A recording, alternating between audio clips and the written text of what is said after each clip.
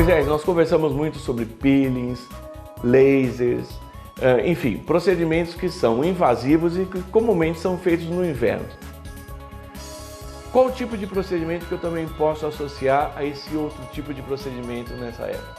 Então, o laser ablativo, que ele arranca a pele, os peelings, que são descamações controladas com ácido mais fortes, são muito interessantes serem feitos no inverno, porque é um ambiente mais fresco, então a pessoa tem um pós-procedimento mais tranquilo. Também não é impeditivo que se faça no verão, mas como vivemos num país tropical, as pessoas tendem a fazer esses procedimentos mais invasivos nessa época do ano. Então, quando nós pensamos em uma formação de colágeno, então um rejuvenescimento real, uma melhora da firmeza da pele, da textura, nós vamos fazer procedimentos descamativos e que estimulam o colágeno pela inflamação, como o laser fracionado ablativo, que teria o laser de CO2 e o laser de erbium. E por um outro lado, através de produtos químicos, também podemos fazer esse mesmo procedimento, tá? Ao invés da física com a química, através dos peelings médios ou peelings profundos.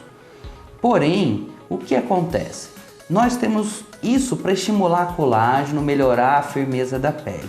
Do outro lado, nós temos músculos muito intensos no rosto, que precisam de um relaxamento. Para isso existe a toxina botulínica, que existem vários nomes comerciais. O mais comum, o mais conhecido é o Botox, que foi o primeiro, mas existem outras opções. Porém, além disso, que as pessoas confundem muito, existe o ácido hialurônico.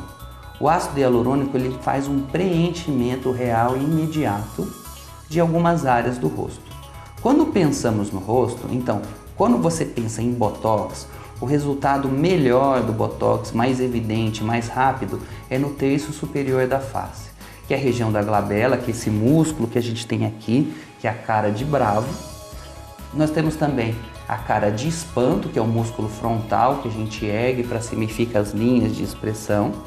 E o famigerado pé de galinha, que são as rítides periorbiculares, que a gente sorri e elas aparecem. Tá? Então isso é muito importante, porque tem gente que chega com muito preconceito. Eu não quero fazer Botox, toxina botulínica, porque eu tenho receio de ficar com a cara completamente paralisada. Eu não quero esse aspecto, eu sou muito nova para fazer Botox. Isso é o que a gente escuta todo dia. Porém, o que a gente tem que entender? A toxina botulínica, tá? Ela vai agir relaxando a musculatura. Se você exagerar numa aplicação, você de relaxamento transforma numa paralisação. A toxina ela vai causar uma prevenção da quebra das fibras de colágeno. Então são os vincos que vão aparecendo, tá? Que a pessoa associa, que a pessoa é brava. Ela é professora, é muito brava. Não, é porque ela tem essa parte genética que tende a ter alguns músculos mais fortes. Então, você pode até prevenir de ficar com essas rugas que normalmente você vai ver nos seus familiares, tá? Então, que vai ter uma tendência genética. Isso é o número 1, isso em relação ao Botox. Aí a pessoa chega e fala assim, eu quero aplicar o Botox no meu bigode chinês. É muito comum a pessoa chega assim, eu quero aplicar o Botox aqui. Aí não é o Botox. Aí o melhor tratamento é o ácido hialurônico. O ácido hialurônico, ele é um tipo de substância que ele vai realmente preencher. E ele vai ter um efeito por um determinado tempo. Quanto tempo?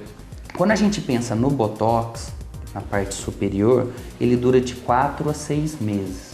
Enquanto o preenchimento, ele dura mais ou menos o dobro, que é de 8 a 12 meses. E além do ácido hialurônico, nós temos o ácido polilático. O ácido polilático é uma substância que ele vai ser injetado e ele vai agir estimulando o colágeno local. Então a gente coloca, ele vai ter um efeito na hora de preencher, depois ele murcha e ele vai estimular as células do organismo a formar um colágeno. Então ele serve para ter um efeito lifting, que é subir o rosto um pouco e melhorar essa falta de volume. E o ácido polilático? O ácido polilático, diferente do ácido hialurônico, ele não vai ter um efeito imediato. Então você vai começar a ver o efeito a partir de 6 meses e ele dura por 2 anos. Moisés, eu sou um pouquinho curioso e sempre estou lendo literaturas, mas literaturas em revistas femininas. Eu leio sobre o Metacril, mas na realidade, o que é o Metacril? Então, o Metacril é um tipo de preenchedor, chama polimetilmetacrilato. Existem muitas controvérsias relativas ao Metacril.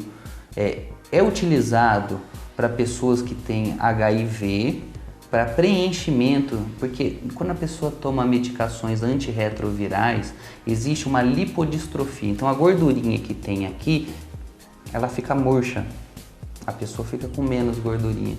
Então é feita a aplicação, inclusive pelo governo, dessa substância, o polimetilmetacrilato. O grande risco que existe do Metacril é que a longo prazo ele pode formar granulomas, que são lesões, bolas no rosto, e até ter interação com outros produtos.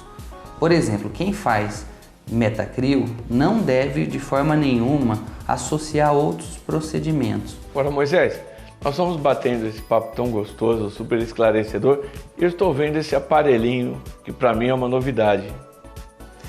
Qual a função? Esse aparelho ele é um aparelho muito interessante. Isso aqui é um dermatoscópio. Ele é utilizado para a gente poder olhar melhor as pintas, então os névoos.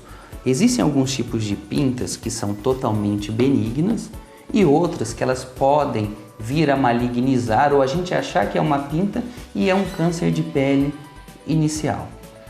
O tipo de câncer de pele que normalmente se forma ou que aparenta ser uma pinta desde o começo é um câncer de pele muito grave. É um câncer, em geral, muito grave, que é o melanoma. O melanoma, ele tem algumas características importantes. Primeiro, diferente de outros cânceres de pele, a possibilidade, a probabilidade dele metastatizar, quer dizer, ele espalhar para outros lugares do corpo, é muito alta. E esse aparelhinho aqui, ele nos ajuda a tentar identificar precoce. O melanoma, quando a gente chama de fino, que é um melanoma de menos de 1 milímetro, ele tem um índice de sobrevida, um índice de cura muito alto, mais de 99%.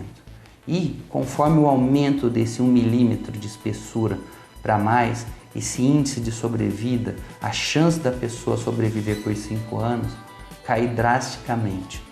Então, uma coisa que pode ser uma coisa muito simples, tá? Pode não ser.